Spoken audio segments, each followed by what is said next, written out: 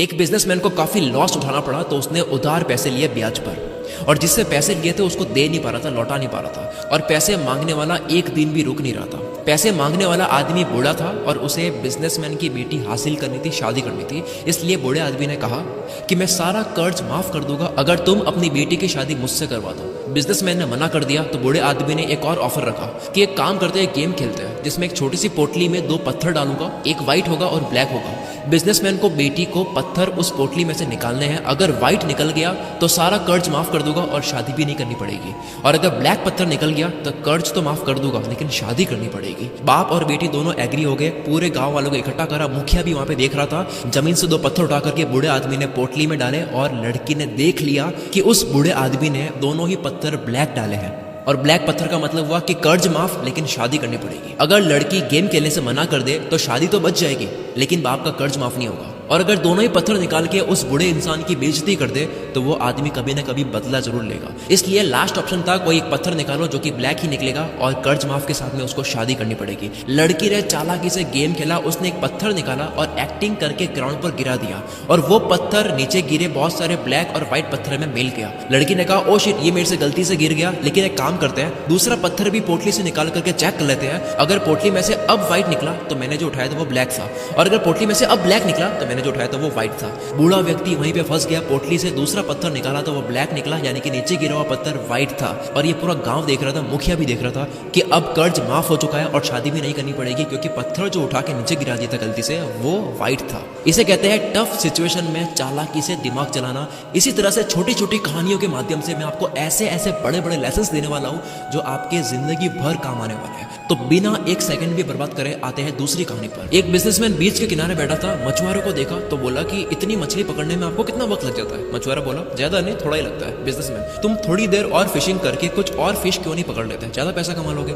मछुआरा और फिश क्यों, इतने काफी है ना। बिजनेसमैन तो बाकी के टाइम करते क्या हो? मछुआरा फिशिंग करके घर जाता हूँ, वाइफ बच्चों और दोस्तों के साथ में टाइम स्पेंड करता हूँ, शराब पीता हूँ, मजे करता हूँ, गिटार बजाता हूँ, नाच गाना चलता है, पार्टी होती है, फिर सो जाता हूँ। बिजनेसमैन तुम ज्यादा फिशिंग करके पैसे कमाओ, सेविंग करो और उसे बोट खरीद लो जिससे और ज्यादा फिश पकड़ पाओगे कम वक्त में, और इस तरह से एक और बोट ले लो और इस तरह से तुम अपनी टीम बना लो, अपना काम दूसरों को भी सिखा लो, वो आपके लिए काम करेंगे। कंपनी सेटअप कर लो, एक प्रोडक्शन प्लांट बना दो, फिश की पैकिंग और डिस्ट्रीब्यूशन कंट्रोल कर सकोगे, और एक सिटी के अलावा दूसरी सिटीज में भी अपनी ब्रांचेस खोल दो। मछुआरा शांत रहा और बोला उसके बाद? बिजनेसमैन अरे उसके बाद क्या, एक बीच हाउस खरीद लेना, फैमिली के साथ में एंजॉय करना, फिशिंग करना, सुबह शाम आराम करना, तुम्हारी टीम काम कर रही होगी, रात को दारू पार्टी म्यूजिक और जलसे चलते रहेंगे। मछुआरा बट ये तो मैं अभी भी करता हूँ। बिजनेसमैन आगे कुछ बोल नहीं पाया, पता चला कि उसने अपना बिजनेस छोड़ दिया और फिशरमैन के साथ में रहना शुरू कर दिया। आप कुछ भी कर रहे हो, आप पता करो कि उसके बाद क्या, वो क्यों पाना है, वो क्यों करना है। अगली स्टोरी। एक बार एक लड़का अमीर बनना चाहता था और वो गुरुजी से कहता है कि कोई काम बताओ जिससे मैं बहुत कमा सकूं। गुरुजी उसे एक जगह ले गए जहां पर बहुत सारी कंकड़ पड़ी थी और कहा कि इन सारी कंकड़ में से एक कंकड़ ऐसी है जो किसी भी चीज को सोने में बदल सकती है, और उस कंकड़ की पहचान है कि वो थोड़ी सी गर्म होगी, बाकी सारी ठंडी होगी। जाओ ले लो अपनी हर चीज को सोने में बदल देने वाली कंकड़। वो काम पे लग गया, रोज एक एक कंकड़ हाथ में लेता, 2-3 सेकंड गर्म है या नहीं चेक करता और उसको समुद्र में फेंक देता ताकि वो बाकी कंकड़ में ना मिल जाए। 1 महीना करा, रोज घंटों घंटों लगा दिया, 2 महीने, 3 महीने, 4 महीने लगा दिए। अब उसकी स्पीड बन चुकी थी, लेकिन साथ में वो ध्यान से कंकड़ को परख नहीं रहा था। उसकी फटाफट से कंकड़ को हाथ में लेकर समुद्र में फेंकने की हैबिट बन चुकी थी। 5वें महीने में फाइनली वो कंकड़ हाथ में लग गई। हाथ में आते ही, क्योंकि उसके जल्दी से बिना परखे फेंकने की आदत बन चुकी थी, तो उसने उस गर्म कंकड़ को भी समुद्र में फेंक दिया, और फेंकते ही उसने जोर से अपने सर पर मारकर चिल्लाकर पछतावा करा कि मैंने ये क्या कर दिया, हर चीज को सोने में बदल देने वाली कंकड़ को भी फेंक दिया। ठीक इसी तरह हर दिन को हल्के में लेने से ये आपकी हैबिट बन जाती है, और जिस दिन अच्छा मौका आता है उसे भी इसी आदत की वजह से गलती से उसको भी हल्के में ले लेते हैं, फिर बाद में होता है पछतावा। हर कंकड़ को ध्यान से परखो, यानी कि हर दिन को इंपॉर्टेंट समझो। कोई एक दिन, कोई एक कंकड़ आपकी जिंदगी को सोने में बदल सकता है। अगली कहानी। एक बाप अपने बेटे के साथ में रेस्टोरेंट में खाना खाने जाता है और नोटिस करता है कि रेस्टोरेंट की हालत काफी खराब है, गंदगी है, टेबल टूटी हुई है, खाना भी टेस्टी नहीं था। बेटा पिता से कहता है कि हम कितने गरीब है और कितनी मेहनत करते हैं, इनके पास ये होटल है, चाहे तो कितना बड़ा कर सकते हैं, लेकिन ये कर नहीं रहे हैं, तो ये रेस्टोरेंट पे मेहनत क्यों नहीं कर रहे हैं। खाना खाकर बिल पे करते वक्त ओनर से लापरवाही का कारण पूछा तो बोला इस रेस्टोरेंट में इतनी कमाई नहीं है, लोग आते ही नहीं है, इसलिए हम इस पे ध्यान देते नहीं है, ना इन्वेस्ट करते हैं। हमारी कमाई एक ट्रक चलती है उससे हो जाती है। लड़के के पिता ने ट्रक सामने ही देखी और चुपके से उस ट्रक ट्रक का इंजन ऐसा खराब कर दिया कि वो ठीक हो ही ना पाए। ठीक 3 साल के बाद में बेटा वहां से जाता है और देखता है कि वहां पे बहुत बड़ा रेस्टोरेंट खड़ा हो गया है, 5-6 फ्लोर बन चुके हैं और क्या शानदार उसका लुक है। बेटे ने रेस्टोरेंट के ऑनर से बात करी कि इतना सब कुछ कैसे हुआ, तो उसने बोला कि मेरी कमाई एक ट्रक चलती थी उससे होती थी और मैं रेस्टोरेंट पे बिल्कुल ध्यान देता ही नहीं था, लेकिन पता नहीं किस कारण से वो ट्रक खराब हो गई और उसे कोई ठीक कर ही नहीं पाया। इसलिए पैसे कमाने के लिए मजबूरन मैंने रेस्टोरेंट पर ध्यान दिया और पता चला कि होटल मैनेजमेंट और बिजनेस करना मेरे अंदर था, मेरी अंदर की आवाज थी। मैंने पूरे रेस्टोरेंट का रंग रूप बदल दिया, कुक बदल दिए, वेटर्स बदल दिए। मैंने 5 और सिटीज में रेस्टोरेंट्स खुलवा दिए और वहां मैनेजर बैठा दिया। आज मैं उस ट्रक से 50 गुना ज्यादा कमाता हूँ। दोस्तों, आपकी जिंदगी की वो कौन सी ट्रक है जो आपके टैलेंट और अंदर की आवाज से दूर कर रही है? अगली कहानी,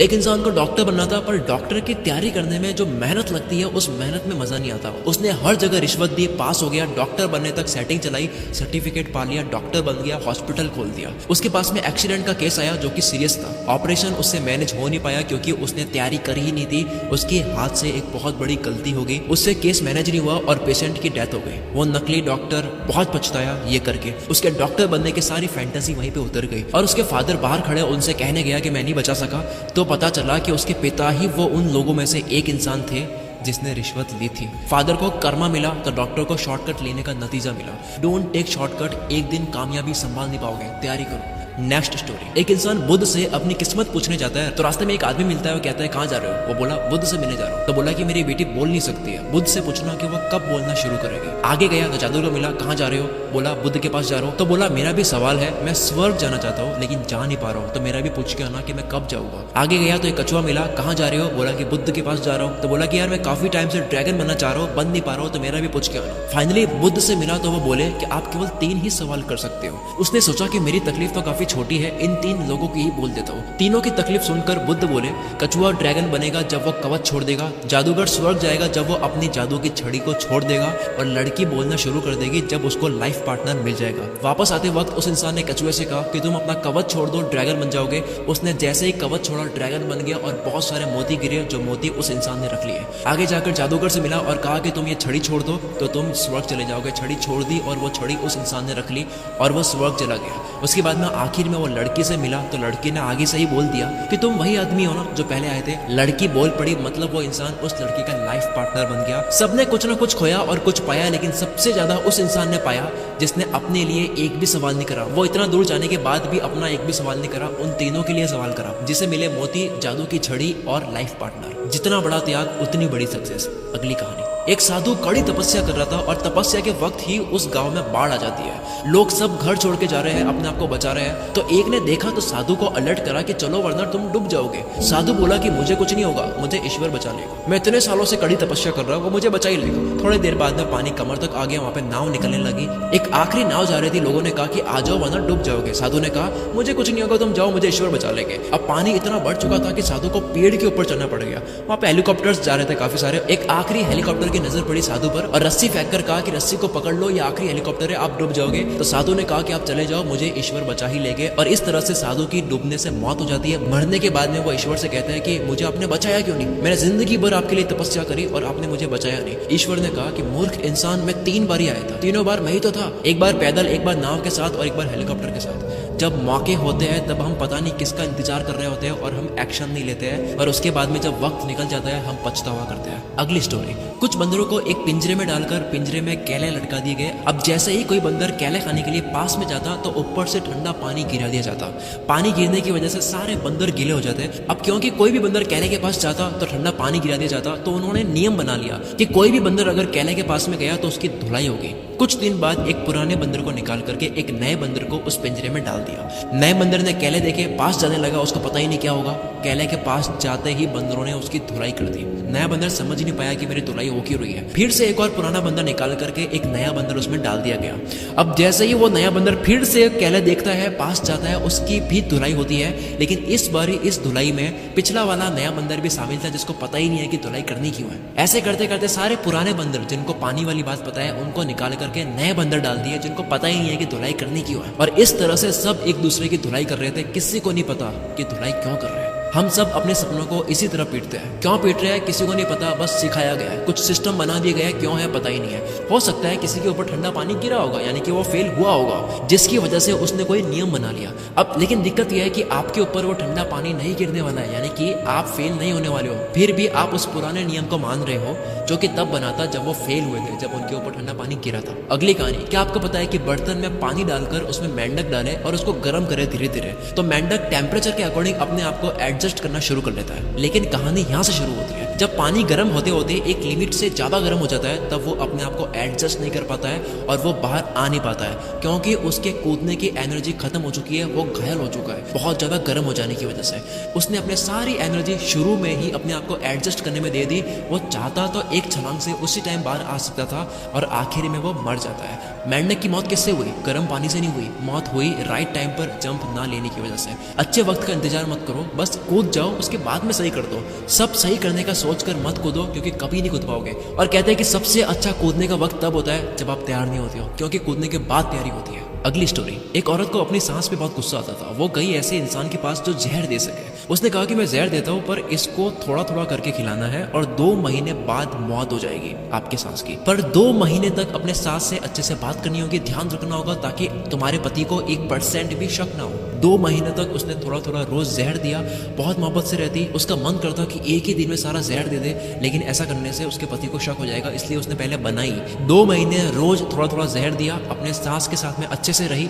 2 महीने होने ही वाले थे, वो जहर देने वाले के पास में गई और बोली कि कुछ ऐसा कर दो कि उनकी मौत ना हो, क्योंकि अब मुझे उनसे प्यार हो गया है, मुझे उनमें कोई कमी नहीं नजर आती है। दोस्तों, हर इंसान अच्छा लगने लग जाता है जब उनसे बनाने की कोशिश करता है। अगली स्टोरी, एक शूज के बिजनेस ओनर ने 2 लोगों को फ्रेशर पर लगाया और काम दिया कि जो इस काम को करेगा उसकी नौकरी रहेगी, बाकी दूसरा फायर हो जाएगा। दोनों को एक ही जगह एक आइलैंड पे भेज दिया और कहा कि जाके पता करो कि वहाँ पे हम कितने शूज बेच सकते हैं, क्या वहाँ पे बहुत बड़ी शॉप बन सकती है या नहीं। वहाँ जाने के बाद में देखा कि लोग जूते पहनते ही नहीं है। तो एक ने बॉस को मेल करा कि सर यहाँ पे तो लोग जूते पहनते नहीं है, हम बिजनेस यहाँ पे नहीं कर सकते। और दूसरे वाले ने मेल करा कि सर यहाँ पे तो लोग जूते पहनते नहीं है, ये तो अपॉर्चुनिटी है। इसका मतलब ये है कि हम करोड़ों में कमाने वाले हैं, क्योंकि यहाँ किसी ने अब तक शूज पहनने स्टार्ट करे ही नहीं है, यानी कि सबको शूज खरीदने की जरूरत है। पॉजिटिव साइड देखने वाले की जॉब लग गई और दूसरा जो कहता था कि यहाँ पे शूज नहीं बेच सकते, उसको फायर कर दिया। कोई भी कमी होती है उसको अपने फायदे में इस्तेमाल करो, वहाँ पे परेशान मत हो। अगली स्टोरी, एक ऊंट का बच्चा अपनी माँ से कहता है कि हमारी कमर पर एक कुबड़ क्यों होती है। तो जवाब में मिला कि रेगिस्तान में पानी की कमी होती है, तो पानी को स्टोर हम कर सकते हैं। अगला सवाल करा कि हमारे पैर जो है वो फैले हुए क्यों होती है। तो माँ ने जवाब दिया कि ताकि रेगिस्तान पर अच्छे से चल सके। फिर सवाल करा कि हमारी आंखों की पलकें इतनी मोटी और बड़ी क्यों है। तो जवाब में मिला कि रेगिस्तान में तेज हवा में उड़ रही मिट्टी से बचने के लिए। ऊंट का बच्चा बहुत टाइम तक सोचने के बाद में बोलता है, हम अगर रेगिस्तान के लिए बने हैं, हमारी ताकत ही रेगिस्तान में रहने के लिए है, तो हम ये जू में क्या कर रहे हैं। हर इंसान की अपनी शक्ति होती है और उसका मैदान होता है, आपको वही करना चाहिए जो आपके लिए सही है। अगली स्टोरी,